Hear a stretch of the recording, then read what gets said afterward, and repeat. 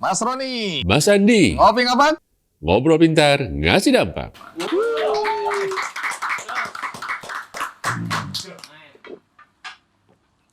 Tidak terasa cukup lama ini ngopi ngapak sudah hadir di bumi Banyumas Raya ya. Jadi respon masyarakat juga udah banyak ya. Terutama teman-teman dari UMKM mengapresiasi karena mereka punya panggung untuk menceritakan kisah sukses dan perjuangan. Nah, ini kan kita harapkan memberikan inspirasi bagi semua teman-teman di Banyumas Raya ya, untuk kemudian melihat bahwa banyak kisah sukses dimulai dari hal-hal yang kecil. Dan kita juga dapat tanggapan dari bukan saja di Banyumas Raya, dari Jakarta, dari Semarang, dari berbagai daerah. Artinya ini ditonton oleh teman-teman di daerah-daerah lain. Jadi memang inspirasi dari Banyumas ini bukan sekedar untuk Banyumas Raya, Tapi untuk Indonesia. Nah, ini saya senang ya episode kali ini karena saya orang yang percaya bahwa setiap orang punya kesempatan untuk sukses. Jadi sukses itu tidak dibatasin karena dia lahir dari keluarga miskin, dari orang tua yang berpendidikan rendah ya. Karena ini mindset yang berbahaya kalau ada yang menganggap bahwa kalau dia lahir dari anak buruh tani, seumur hidup dia akan jadi petani dan miskin. Itu kesannya ya. Walaupun petani banyak yang kaya raya juga. Nah, kemudian kalau dia anak tukang beca, dia nggak akan punya kesempatan untuk lebih berkembang selain di sekitar pekerjaan orang tua. Nah, hari ini gimana narasumber kita? Hari ini menarik sekali Mas Andi, karena tidak hanya kita belajar tentang bisnisnya, tapi bagaimana bisa ngasih tahu ke teman-teman kancah sedulur, gapailah kita-kita setinggi langit, apapun kondisi yang ada di sini. Orang ngapak, orang kepenak. Nonton ngopi ngapak, serasa ada dalam akademi. Ayo kancah sedulur, mari kita belajar sejenak dari penjahit yang tidak pernah ingkar janji, praktisi green economy. Kita sambut Mbak Ugi. Mbak Ugi, selamat datang Selamat di pagi, Ngopi Mas Ngapak. Andi. Selamat pagi, Mas Roni. Pagi, siang, sore, malam. Iya. Monggo, silakan duduk. Iya. Mbak Ugi, kita pernah ketemu. Kami berdua pernah ketemu dengan Mbak Ugi ya. Betul. Di mana itu? Di NFT. Apa itu Ada NFT? Ngopi Ngapak Festival dari Iya. BI. Yang diselenggarakan oleh Bank BI, Indonesia Purwokerto ya. Iya, di Rita Supermall. Iya, coba kasih sedikit kesan ikut di acara festival itu. Buat saya bisa ikut gabung dalam acara yang diselenggarakan oleh BI itu udah sesuatu yang wow begitu, karena banyak teman-teman yang kepingin bergabung tapi belum ada kesempatan begitu. Jadi saya bisa gabung di situ, itu terima kasih sekali karena di situ saya bisa istilahnya mulai branding produk saya. Kan banyak Pengunjung yang datang ya. pengunjung, Respon iya. pengunjung hari itu gimana? Alhamdulillah bagus. Terus mereka juga begini, ternyata di Purwokerto itu daya belinya tinggi. Daya belinya tinggi. Iya.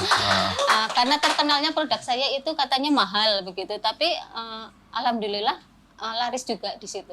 Ini nih ya, model-model seperti ini ya. Baik, tapi Pak Roni, sedikit mengenai Ngapak Festival ini ya. Itu diselenggarakan untuk apa ya? Iya, jadi kita melihat pasca pandemi kan sempat teman-teman agak sulit gitu ya untuk bangkit. Nah, kemudian Bank Indonesia menetapkan suku bunga, kita tetap di 3,5% untuk menjamin pertumbuhan ekonomi tetap tinggi gitu ya. Karena udah momentum yang bagus, jangan sampai stop gitu. Nah, sekaligus biar nggak kepalang tanggung, kita buat acara. Dan acaranya di Rita Mall yang mungkin satu-satunya mall di Purwokerto. Dan tidak hanya teman-teman di Purwokerto, Purbalingga ada, dari Cilacap ada, dari Banjar juga. Untuk kumpul di sana, karena kita semua adalah teman baik. Teman baik. Dan ramai sekali ya. Saya lihat sampai malam, Valen juga masih mandu acara ya. Nah, tapi kan pertanyaannya tadi, banyak sekali yang ingin ikutan, tapi belum dapat kesempatan. Jadi itu kriterianya atau kurasinya bagaimana itu? Jadi kemarin itu kita memang mengkurasi. Pertama dari pilihan-pilihan Bank Indonesia, pilihan-pilihan perbankan yang ada di Banyumasraya, termasuk Dinas, di Kranasda. Nah, jadi teman-teman yang mau join, memang karena kita nggak mungkin semuanya masuk karena terbatas tempat. Makanya tetap pada kurasi. Dan itu akan kita lakukan terus. Karena mungkin yang pada saat ini nggak masuk kurasi, waktu kesempatan berikutnya nggak masuk karena kalah bersaing dari yang baru aja, tapi dari tahap awal. Makanya nanti kita coba lagi biar makin kompetitif. Jadi ini ada kemungkinan diselenggarakan lagi. Betul, kita tiap tahun akan ada ini. Mudah-mudahan kalau makin baik ekonominya, karena hari ini, kemarin saya dengar, proyeksi kita untuk PDRB kita naik 5,44%. Jadi ada optimisme di situ, semangat. Baik, jadi memang salah satu bintang ya yang hadir di acara NFT itu adalah Ecoprint Modiste ya. Nah, coba Mbak Ugi cerita sedikit. Ini kan Mbak Ugi ini punya karya ya, fashion yang kemudian cepat sekali menarik perhatian. Karena saya lihat banyak sekali orang yang datang juga ya. Bukan orang yang sudah dewasa, tapi anak-anak juga menyukai ini kan. Nah, bisa cerita sedikit Ecoprint itu apa sih? Sampai dinamakan Ecoprint itu kan kesannya wah ini go green juga lah ya. Apa itu? Ecoprint itu sebenarnya seni memotif kain dengan bahan-bahan alam. Kita nggak cuma memakai daun, tapi juga bisa dari bunga, terus dari akar, kulit kayu, dan lain-lain. Pokoknya yang dari alam. Kita dari serat kain juga kalau bisa kita pakai yang berserat alam. Maaf, ini prosesnya bagaimana ini sih? Sampai dinamakan Ecoprint itu prosesnya seperti apa itu? Prosesnya itu ada berbagai teknik di sini. Yang pertama mungkin kalau misalnya untuk yang pemula kita belajar dari basic dulu. Seperti ini basic karena belum ada warna di kain utamanya. Oke. Kalau ini ini jadi kan udah kain diwarna. polos. Kain polos. Kemudian diapakan? Kita langkah awalnya berarti ya. Langkah awal misalnya kita beli kain, terus kita proses scoring dulu. Scoring itu untuk membersihkan sisa-sisa produksi dari pabrik. Kadang kan kalau kita beli kain itu masih ada kayak bulu-bulu halus kayak gitu, kita scoring dulu. Setelah scoring kita masuk ke tahap mordanting. Mordan itu untuk memberikan unsur logam ke dalam kain agar bisa mengikat warna dengan baik. Karena di sini kita pakai pewarna alam. Nah di Ecoprint ini itu kuncinya di teknik mordannya ini. Jadi kalau bentuk-bentuk motif apa kain daun gini itu daun beneran kain dari teksturnya atau digambar? Ini daun beneran. Daun beneran. Daun beneran, iya. Daun-daun segar biasanya kita pakai daun yang segar. Oke, jadi contohnya ada. Ini kan daun eukaliptus. Iya. Daun eukaliptus, terus ini daun jati. Jadi ini daunnya juga berburu itu ya, cari daunnya kemana-mana itu ya. Betul. Oke, tapi daun pintu nggak bisa lah ya. Agak garing. Belum saya coba. Tapi namanya usaha. Belum dicoba daun belum pintu. dicoba ya, daun telinga, daun pintu. Itu belum dicoba ya. Nah itu karena kita dari yang proses mordan itu kan rahasianya di situ. Jadi misalnya daun lanang itu contohnya daun lanang. Jadi kita itu harus belajar yang dari basic dulu. Dari basic itu kita bisa mengetahui, harus bisa mengenali daun-daun mana yang bisa meninggalkan jejak dengan bagus. Nah kayak gitu. Karena di sistem yang basic ini harus benar-benar daun yang meninggalkan warna. Ada yang di ponding, yang diketok-ketok itu ada, yang diketok pakai palu kayu itu ada. Oh jadi ditaruh di situ di atas kertas, di atas kain terus diketok-ketok. Awalnya saya belajar dulu begitu. Jadi prosesnya ini unik ya. Jadi ini bukan cetak ya? Bukan. Terus kalau yang ini yang di steam. Kalau bukan cetak berarti semua hasil kain itu unik ya, nggak ada yang sama ya? Iya betul, nggak ada yang sama. Setiap hasilnya itu pasti beda. Nggak bisa sama. Walaupun mungkin pewarnaannya mirip begini tapi nggak akan mungkin sama ya? Iya, motifnya pasti beda. Nah ini membuat perempuan nggak khawatir pakai ini keamprokan gini, sama. Oh enggak, aku daunnya beda gini-gini. Jadi nggak terlalu malu lah kalau itu ya. Oke, menarik. Jadi ini udah berapa lama usaha ini? Sekit dari tahun 2018. 2018 sampai sekarang. Oke. Nah, 2018. Pak Roni biasanya ingin tahu latar belakang ya, dari mulai kapan orang tua pekerjaannya apa. Kalau dari keluarga, kebetulan keluarga saya itu hitungannya itu kurang mampu. Karena kita 9 bersaudara, saya anak ketujuh. Ibu saya itu cuma ibu rumah tangga, ngurus anak-anak kayak gitu. Bapak saya narik beca, di situ untuk sekolah yang tinggi itu kayaknya itu nggak mungkin, karena kadang narik beca itu gimana, istilah orang Jawa itu pilplok ya. Pilplok ya apa? Pilplok itu dapat itu nipil diplok. Langsung Nipil habis. diplok. Iya. Jadi harian nih hitungannya iya, ya. Iya, kalau Pendidikan Bapak apa? SR. Sekolah rakyat. Iya, SR. Oke. Ini di mana ini lokasinya? Asalnya mana? Bapak saya aslinya Purbalingga. Tapi waktu narik beca itu di Di mana? sini aja di Purwokerto. Purwokerto. Oh, oke. Terus? Purwokerto. Itu kan nggak mungkin kan saya istilahnya sebenarnya cita-cita saya itu kepengen jadi desainer itu dari kecil, karena saya itu hobi banget menggambar. Hobi banget menggambar dari kecil, tapi saya ikuti aja. Nah, waktu itu setelah kelas 6 SD saya lulus kelas 6, daftar di salah satu SMP negeri, karena dulu kan masih pakai sistem NEM ya, nilai itu. Nah, itu saya pede banget itu, nggak nyabang kemana-mana, daftar di situ nggak diterima. Nggak diterima, akhirnya saya kan nganggur itu. Nganggur, belum lanjutin. Nah, di waktu nganggur itu saya izin sama bapak saya, sama mama saya itu pengen kursus jahit kayak gitu. Kenapa pengen kursus jahit? Karena begini, karena waktu itu kan kita susah banget ya. Pengen rasanya itu, jangankan buat beli baju, buat makan aja kan susah gitu. Buat makan aja susah. Pengen bikin baju gitu. Terutama buat mama saya, karena mama saya nggak pernah beli baju bagus gitu. Nggak pernah beli baju bagus, itu susah. Buat istilahnya buat makan aja tiap hari, sehari 3 kali bisa makan itu udah alhamdulillah. Orang kadang saya pergi sekolah aja itu nggak sarapan, nggak kasih uang saku, tapi saya tetap sekolah karena saya pengen mengejar cita-cita begitu. Nah, itu saya kursus menjahit. Alhamdulillah ibunya sekarang udah almarhum, ibunya itu baik banget. Setelah Ibunya ibu yang ngajar kursus jahit itu tetangga atau apa? Tetangga RW. Tetangga RW, tapi kita tetap jalan kaki sih agak jauh gitu. Ke rumah dia untuk belajar. Iya. Ini gratis atau harus bayar? Berbayar. Tapi yang ngajar baik ibu ini. Baik. Punya iya. mesin jahit? Punya. Satu Lama-lama atau beberapa? Kita nggak disuruh bayar kayak gitu sama ibunya. Kasihan. Oke, terus? Gitu. Nah, di sela-sela saya kursus itu, saya dikasih kerjaan. Kan penjahit kan banyak orderan kayak gitu untuk ngesom. Pertama itu saya dilatih ngesom yang halus.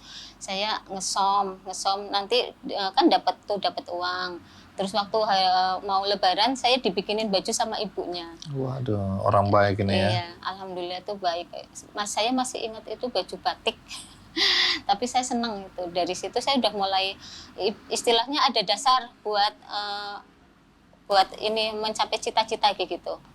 Nah, setelah itu SMP saya dapat waktu udah setahun itu saya daftar SMP. Alhamdulillah diterima SMP negeri. Itu jauh juga. Nah, di waktu SMP itu saya itu memang kadang kalau dengerin guru lagi nerangin kadang suka ngantuk kayak gitu ya. Kadang Terus ngapain? suka ngantuk. Iya. Kami berdua ini. Suka oret-oret aja, Yeah. oret-oret gambar kayak gitu. Teman saya liatin, ih bagus loh. Nggak sadar itu Pak gurunya udah di depan kelas gitu. Udah di depan saya gitu, terus gambar saya itu diambil.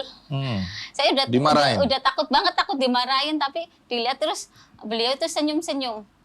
Bagus ya gambarnya kayak gitu. Oh, malah dipuji, Iya. nggak dimarahin. Enggak. Bagus katanya. Terus akhirnya teman-teman kan pengen lihat, katanya, wah ini calon desainer nih kayak gitu. Amin, saya bilang gitu. Saya aminin tuh. Orang disimpan sama gurunya. Jadi ini menarik Mas Roni ya. Ini mindset guru-guru sekarang ini saya akui banyak sekali yang berubah. Zaman dulu ya, kalau pelajaran apa, kita harus fokus pada pelajaran itu. Begitu nyoret-nyoret itu, wah kena strap ini. Duduk di pojok atau di tangannya diketok gitu kan. Iya. Tapi sekarang tidak ya, malah gurunya, malah Pak Guru loh, ini bukan Bu Guru ya. Pak Guru. Pak gurunya malah Guru bilang, matematika. loh, guru matematika lagi. Jadi dia bilang, gambarnya bagus, punya iya. bakat. Iya, Jadi ini kan membesarkan hati ya. betul. Yang tadinya saya takut karena lagi pelajaran gambar gitu, jadi gitu lega gitu, nggak dimarahin. Nah ini buat semua guru-guru dimanapun, guru apapun ya, terus kemudian atau instruktur ya, ketika ada bakat-bakat seperti itu terlihat, nah bagusnya jangan dimatikan ya, tapi justru dibilang wah kamu hebat, kamu pintar, akhirnya didorong sampai hari ini kita bisa lihat hasilnya. Jadi SMP ini tamat atau tidak? Tamat. Tamat. Setelah Terus? SMP saya melanjutkan ke SMK. Karena saya nggak pengen ke sekolah negeri karena saya harus punya keahlian. Karena orang tua saya tidak mampu. Saya harus melanjutkan ke sekolah yang nanti setelah lulus saya punya keahlian begitu. SMK jurusan apa nih? SMK jurusan Tata Busana. Tata Saya Busana. masuk situ. Nah di Tamat. Tamat. Oke. Dalam perjalanan itu 3 tahun kita alhamdulillah di situ juga karena mungkin bu gurunya udah tahu bakat saya kayak gitu. Kalau misalnya ada lomba dari kakak kelas, lomba uji kompetensi di Semarang atau apa, yang dibawa itu desainnya saya, tapi yang jahit kakak kelas Wah, begitu. keren, Nah, keren, di situ, keren. kalau sampai sekarang teman saya itu masih nyimpen gambar saya. Wish. Gitu. Diminta fotonya biar tampil di gambar-gambar. Iya. Dimulai dari hal yang kelihatannya Iya. kecil, tapi hari ini kita bisa lihat hasilnya yang besar tadi ya. Iya. Itu gambar untuk difasilitasi dari sekolah, karena kan untuk pewarnaan medianya itu kan saya nggak bisa beli gitu ya. Jadi dari sekolah itu ibu desainnya itu bagus. Yang kata teman-teman bilang itu galak, sebenarnya buat saya itu nggak galak, tapi tegas, disiplin begitu. Nah ini menarik juga. Perspektif melihat, kadang-kadang orang bilang wah gurunya galak ini. Padahal maksudnya dia justru tegas untuk mendorong kita lebih maju lagi ya. Iya. Oke, menarik. Jadi kapan mulai bisnisnya itu kapan? Ini dijadikan bisnis bakat fashion apa menggambar ini desain? Yang dari sekolah dulu. Itu saya dari sekolah saya kelas 2 itu udah mulai nerima pesanan jahitan itu kita udah menerima pesanan. Terus dari bu guru itu juga ngasih job ke saya. Waktu itu ingat suruh jahit itu yang dari PT KAI yang buat ini sandaran duduk gitu, sarungnya. Biasanya kan Iya, itu suruh kita jahit. Oh, ada order ini, gurunya dapat order. Iya, mungkin kalau bu gurunya kan tahu jahitan saya halus, jadi yang dikasih saya sama 2 orang teman lagi. Nah, dari itu kita kan dapat uang. Seneng banget waktu itu, uang segitu itu buat saya itu besar banget karena kenapa saya bilang besar, karena saya bisa beli sepatu, bisa beli tas sendiri. Terus Ini, kalau makan sama temen saya bisa traktir kayak gitu. Nanti omongan ini PT Kereta Api Indonesia nanti saya kasih tahu ke dirutnya ya. Artinya dia semangat bahwa ternyata orderan dia bisa melahirkan seorang desainer ya. Oke, menarik. Nah, untuk setelah itu lulus SMK, karena pas saya lulus setelah itu kan Krismon itu. Iya, 98 itu Krismon memang nggak ada. Waktu itu saya di Jakarta, waktu kerusuhan akhirnya saya pulang ke sini ya kita lanjutin jahit aja. Nggak jadi pengen kerja gitu. Kita ngelanjutin jahit aja, pelanggan mulai datang lagi. Nah, tapi setelah 2 tahun lulus itu saya nikah. Saya disuruh nikah. Oh. Disuruh sama Yang nyuruh siapa? suami saya yang sekarang. Oh. Jadi waktu itu calon suami nyuruh ayo kita nikah. Gitu ya? Iya. Nggak benar itu. Siapa itu dia? Harus dipanggil. Oh, ada ini suami. Oh, disuruh nikah sama suami. Biasanya kan yang nyuruh nikah orang tua. Suami yang nikah, iya. Iya. Kok mau gitu lah disuruh-suruh. Iya kan? Ya cinta juga lah ya. Iya. Karena kita kan juga udah hubungan udah lama kayak gitu. Oke. Dari masih sekolah kayak gitu. Akhirnya kita nikah akhir 99. Setelah nikah saya masih tetap menjahit. Jadi ini Tetap terima menjahit. orderan, Jahitan. siapa yang konsumennya, siapa yang mau jahitin baju-baju ini, siapa? Tetangga, awalnya itu tetangga. Oke. Tetangga lama-lama meluas karena dari mulut ke Mulut mulut, ke mulut ya. Karena kalau orang udah cocok sama penjahit ini pasti dicari. Kembali gitu. lagi. Ya, tergantung pelayanan kita kan. Setuju. Pasti dicari penjahitnya kayak gitu. Kita jahit terus sekitar tahun 2004 saya ikut suami ke Bogor. Di Bogor itu saya ngurusin anak, berarti kan saya vakum tuh nggak ngurusin jahitan atau apa. Nah di Bogor itu berapa tahun, sekitar 6 tahun apa ya, saya bete banget itu, saya nggak betah banget di Nggak sana, cocok nggak cocok. tinggal di Bogor. Iya nggak cocok Karena karena nggak ada kegiatan nggak menjahit. ada Padahal kegiatan menjahit gitu. itu kegembiraan, Iya, kesenangan betul, ya. kesenangan, Hobi sekaligus bisnis. Jadi apa ceritanya itu kan? Ceritanya gini, kalau ya mungkin maklum, harus dimaklumin dari dua belah pihak, dari penjahitnya, dari pelanggannya kayak gitu. Karena pelanggan mungkin memang harus udah, aku mau dipakai tanggal sekian. Iya. Tapi dari penjahitnya pasti kan ada halangan lah, misalnya kalau lagi nggak mood, atau kalau misalnya udah apa namanya, udah dikerjain tapi salah, harus dedel, itu kan bikin moodnya hilang gitu, harus dedel. Kadang Wah kok gini kurang panjang dikit, Iya, ini kurang tarik iya, begini nih. iya, Itu kayak gitu. moodnya hilang ya. Moodnya hilang. Kadang makanya kan kalau buat saya nyari ibaratnya asisten untuk jahit itu susah, yang benar-benar sesuai itu susah. Iya, Nah susah. terus gimana tuh pertanyaannya Mas Roni tadi, gimana jawabannya itu? Yang tidak ingkar janji itu. Kalau saya sih diminimalisir untuk ingkar janji. Biasanya yang nggak ingkar janji itu merpati. Merpati tidak pernah ingkar janji, bukan penjahit. Kalau penjahit ingkar-ingkar Iya, dikit lah. kebanyakan kan katanya kalau penjahit kan cuma janji. Memang ya saya maklum karena sudah pernah jadi penjahit, memang begitu. Kadang tapi suka dukanya jadi penjahit harus tahu kayak gitu. Misalnya kayak gini, Mas Andi, Mas Roni. Dari ongkos jahit aja, misalnya kalau pelanggan kadang nggak taunya gini, aku pengen permak lah gitu, permak. Kalau permak mesti mintanya ongkosnya murah kan, padahal permak itu 2 kali kerja. Gitu. Dedeli, Iya, terus 2 kali kerja. jahit Harusnya lagi. kan malah 2 kali ongkosnya kayak gitu. Coba camkan itu semua yang nonton ini. Kalau permak itu lebih sulit.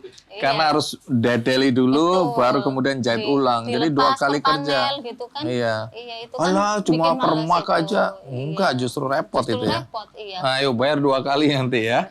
Mending Oke. kita dikasih kain, suruh motong bikin baju. Jadi Yang 1 itu kali. cepet. Iya. Nah, ini saya baru paham ini sekarang ya. Kenapa permak itu kita selalu berpikir sederhana ya. Alah, permak ini kan padahal justru Kecuali cuma motong gitu. Iya, Tapi kan iya. kadang kan harus dilepas per panel. Iya. Di sini ada lapisan apa itu harus dibongkar semua. Misalnya udah dibongkar semua, kita setrika lagi biar itu dipasang pol lagi, itu kan 2 kali kerja. Tapi itu kan dulu terima permak, sekarang kan tidak ya. Betul-betul Dari dulu saya jual. nggak pernah terima permak, nggak mau. Ini contoh aja toh. Iya. Kayaknya emosi banget tadi ngomongnya. Dari teman-teman penjahit suka mengeluh Mewakili gitu. perasaan teman-teman Mewakili. penjahit. Memang dari dulu nggak terima permak gini kan. Langsung ke produk-produk fashion ya. Yes. Nah, nanti kita cerita segmen pasarnya siapa, apakah sekarang sudah jualan online, kalau orang mau pesan itu di mana, harganya berapa ya. Oke, terus Go Green-nya tuh peduli pada lingkungannya itu di mana. Walaupun tadi sempat bilang bahwa pewarnanya ini pewarna alami ya. Oke, baik. Kelihatannya kita harus ngaso dhisik. Iya. Ngopi ngapak? Ngobrol pintar, ngasih dampak. Halo Kanca Sedulur, Nyong Mas Roni, Nyong Mas Andi ajak lale. nonton dewek, Neng ngopi ngapak. ngobrol pintar, ngasih dampak.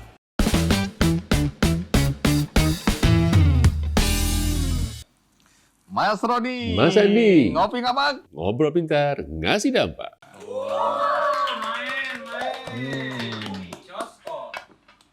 Cering, kita sudah pakai baju. Dari Cimei Modiste. Oh iya, oh brandnya Cimei. Cimei. Cimei. Cimei. Tunggu Modeste. dulu sebelum kita lanjutkan. Aku dari tadi cari kancingnya nggak ada. Ini ngirit atau apa ini? Itu kan memang outer, modelnya outer nggak pakai kancing. Oh, bisa bolak-balik. bolak-balik. Oh iya ya. Kalau kita dikejar-kejar orang kita langsung balik gini Betul, orangnya betul. kehilangan jejak gitu ya. Lalu kenapa kita dikejar-kejar orang? Oke. Jadi apa tadi mereknya? Cimei Oke, Modiste. coba cerita kenapa namanya Cimei gitu. Itu kan brand saya waktu jahit dulu kan. Jadi C Mei. Mei Pakai Y. M-E-Y. Oh, oke. Itu jadi anak saya kan panggilannya Mezuka.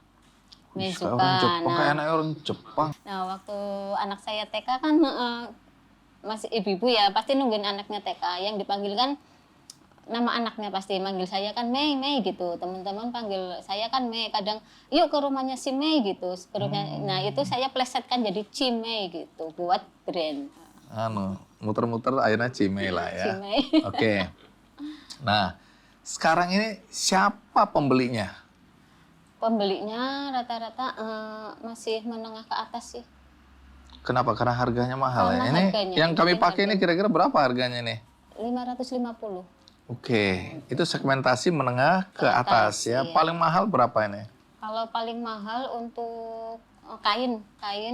Bukan yang sudah jadi. Yang Oh, ini sudah bisa beli bentuknya kain, bisa kain. bentuknya baju bisa. Iya. Oh, oke. Kalau baju kayak gini nih berapa ini harganya? Kalau Ada kayak topinya lagi ya? Iya, kalau untuk jaketnya ini juga bolak-balik, bisa dipakai bolak-balik. Uish. Untuk jaketnya 850.000.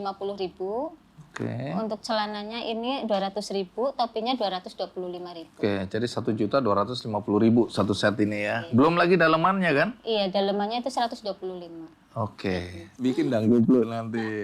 Tapi itu tahu kalau koplo kan susah ini ya. Kalau bikin koplo nanti saya yang pakai terus ini. Saya promosikan.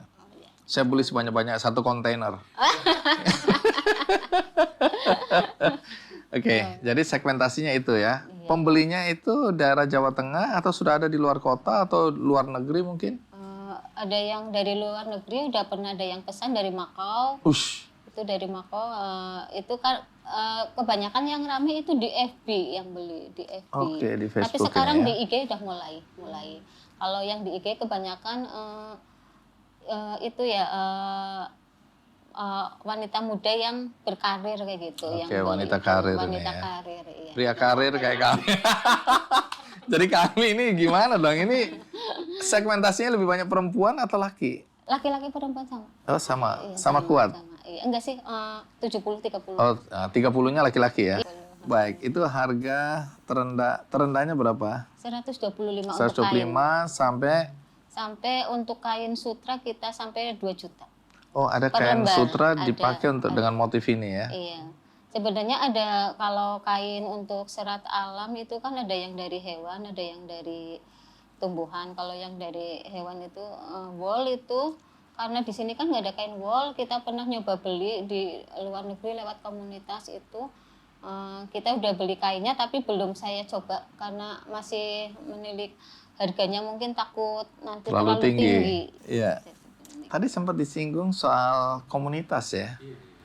Komunitas kalau mungkin kalau bisa dibilang itu kelompok-kelompok. Jadi kita itu awalnya itu dari mereka itu ibu-ibu itu belajar ke saya, Pak. Belajar ke saya beberapa orang terus. Nah, kalau misalnya ada pesanan, awalnya saya bantu jual produk-produk mereka, saya bantu jual. Terus kok ternyata laku ya begitu. Akhirnya kan ketagihan mereka. Tapi karena domisilinya kan jauh-jauh, ada yang dari Aji Barang, ada yang dari Sumbang, kita nyebar. Kita ber-13. Kita ber-13, akhirnya kita jadi tim, akhirnya kita nggak ada saya guru, dia murid nggak. Pokoknya kita tim. Jadi kalau misalnya ada acara, ayo bareng. Kita bareng untuk mencari itu penghasilan kayak gitu. Ya, itu ibu, ada yang PNS, ada yang ibu rumah tangga biasa gitu. Akhirnya kita juga mau ke panti asuhan buat anak-anak untuk ngasih ilmu gratis begitu. Wah, keren. Kelompok kita mau Pesantren ada dong, kayak kan gitu. BI punya pemberdayaan pesantren, Happy Trend. Boleh. Coba cerita tentang Happy Trend sedikit, apa itu Happy Trend? Kita merasa bahwa pondok pesantren, kemudian ekonomi syariah itu tumbuh terus kan, berkembang bahkan sudah menjadi produk global. Sebetulnya kebutuhan itu. Nah, kita punya banyak pesantren di Indonesia. Nah, kita mau coba agar pemanfaatannya bukan hanya di pendidikan. Jadi nggak hanya ngaji ayat, tapi juga ngaji sugih. Komunitasnya udah banyak ya. Ada pengalaman menarik tentang ini. Dengan komunitas, dengan ibu-ibu pemberdayaan masyarakat. Pengalamannya begini, jadi kita kan memang ibu-ibu, kadang kan kalau ngumpul kan kalau ibu-ibu kan pakai perasaan kayak gitu ya. Nah, alhamdulillah itu di kelompok saya itu enggak. Jadi kita memang solid. Jadi saya suka sama ibu-ibu ini, suka banget.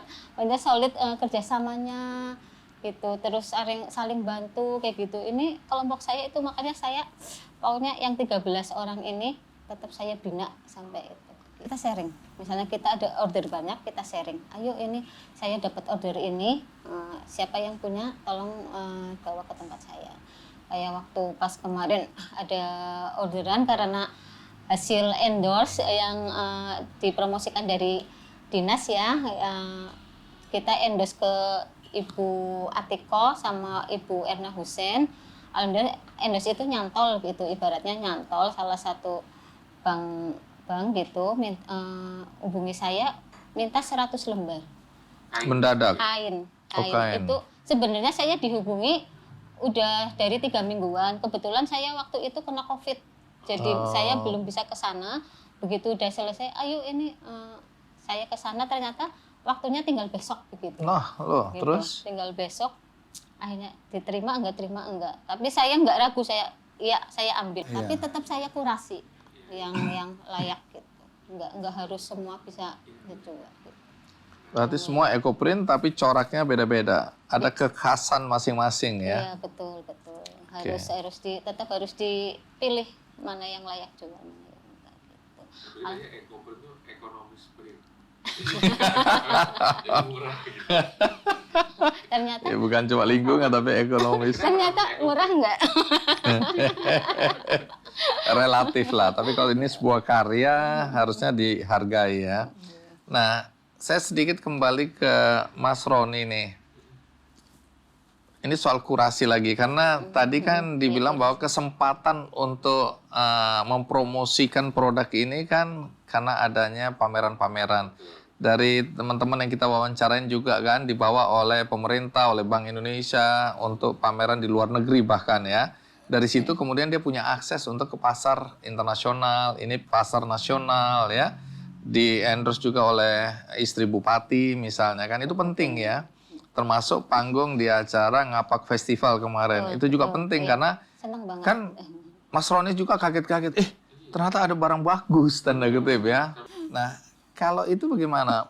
Mengkurasi teman-teman yang ikut itu dilihat apa? Lamanya mereka berusaha, kualitasnya, desainnya, atau industrinya? Apa yang biasanya dilihat, diperhatikan? Jadi pertama kita lihat dulu pattern-nya, bahwa UMKM itu kita bagi 4 kelas kan. Ada yang potensial, ada yang sukses, ada yang digital, ada yang ekspor. Nah, menarik tadi soal bagaimana di dalam proposal itu ada pemberdayaan, keunikan, dan lain-lain. Jadi selama ini kan orang kalau bikin proposal itu hanya bilang bahwa ini produknya nanti akan dipasarkan ke gini-gini, kemudian keuntungannya. Jadi langsung ke urusan untung. Jadi soal pemberdayaan, ya soal keunikan, dan lain-lain itu nggak dimasukkan. Jadi padahal ini penting ya. Pemberdayaan pada masyarakat, jadi menggerakkan ekonomi di industri itu. Terus kemudian ada peran dan fungsi untuk menyelamatkan lingkungan. Itu juga menjadi penilaian ya. Baik, jadi tantangan untuk kegiatan usaha di bidang fashion yang unik seperti ekoprint ini apa tantangannya? Tantangannya untuk saya pribadi sendiri Iya. mungkin teknologi. Jadi saya Apa itu gaptek. maksudnya? Gaptek. Teknologi ini pengertiannya untuk prosesnya atau untuk pemasarannya? untuk pemasaran juga, untuk Oke. prosesnya juga. Misalnya sekarang kan kalau kita desain kepengen kalau secara manual kadang kan lama. Oke, Jadi pakai saya komputer? sekarang sedang belajar desain pakai komputer. Oke, jadi tantangannya di situ. Iya, Kalau saya untuk lebih jualan, Kalau jualan sudah masuk e-commerce tadi. Tadi Facebook, Facebook, tapi sudah IG, masuk ke marketplace online. udah. Jadi sudah banyak dong. Iya. Sudah punya toko-toko di beberapa Di e-commerce. Shopee, di Shopee. Shopee. Iya, di Shopee. Tokopedia, Bukalapak. Belum Oke. di Shopee. Saya lebih tertarik ke Facebook karena di situ rame. Oh, rame ya. Oke. Rame pesanan begitu. Ikuti tren ya. Betul, harus tahu tren. Dan biasanya bisa kolaborasi dengan fashion designer juga. Jangan menutup diri, enggak, aku yang lebih bagus desainku. Siapa tahu ketemu desainer dari Jakarta, dari Bandung, dari ini kolaborasi, dia bisa tahu trennya, misalnya pasar internasional. Dia tahu trennya, itu mungkin dibukakan peluang untuk kolaborasi. Kebetulan ada teman desainer juga di sini. Kita sering kolaborasi. Oh, oke. Jadi sudah dimulai ya. Mulai. Artinya membuka diri lah ya. Iya. Bukan mentang-mentang aku juga pinter, aku nggak mau dengerin yang lain, aku pokoknya mau dengan hasil karyaku, nggak gitu Karena ya. kalau apa-apa kita kerjakan sendiri, nanti takutnya ingkar janji. Ya, kembali lagi ke merpati tidak pernah ingkar janji. Jadi Baik, memang harus berbagi. iya. Ke depan gimana? Apa rencana ke depan untuk mengembangkan bisnis EcoPrint ini? Kedepannya sih terutama untuk kelompok saya ini ya, untuk Iya. kelompok saya kepinginnya kita itu lebih maju karena kita belum ada tempat untuk istilahnya untuk workshop apa ya, kita belum ada tempat yang luas, sementara itu di tempat saya. Di tempat saya kan kurang luas kayak gitu. Saya pengen ada tempat tersendiri seperti galeri itu untuk belajar juga, untuk display juga begitu. Untuk kepingin kita cita-citanya di situ kelompok kami. Ada itu. workshopnya ya? Iya, jadi- Itu di mana? Di daerah tempat tinggal atau? Belum, kita belum punya. Punya. Cita-citanya itu harapannya ke depan pengen punya workshop untuk kelompok kita karena harapan saya begini, saya pengen membina ibu-ibu yang misalnya punya waktu luang atau apa di Padang apa gitu, kita ayo belajar EcoPrint lumayan kok gitu dari EcoPrint. Terus hasilnya nanti diambil, dikepul gitu atau mereka boleh jual sendiri-sendiri? boleh jual sendiri. Yang Nggak penting- takut kemudian bersaing nih? Enggak, karena rezeki kan udah itu. Sudah diatur dari Udah atas? diatur. Iya. Di atas mananya? Di atas Oh, neon. neon.